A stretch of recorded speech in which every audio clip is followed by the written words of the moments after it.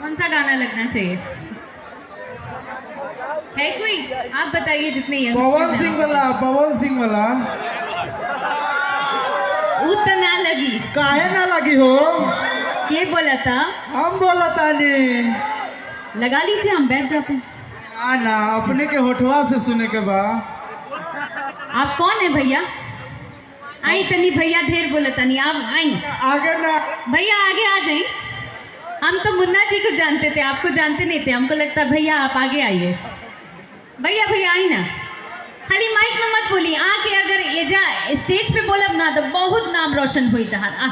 आइए आइए आइए, अब भैया देखिए तनी गौर से देखी हूँ भैया के बुलाइए एजा मंच पे, बहुत शोभा लगी।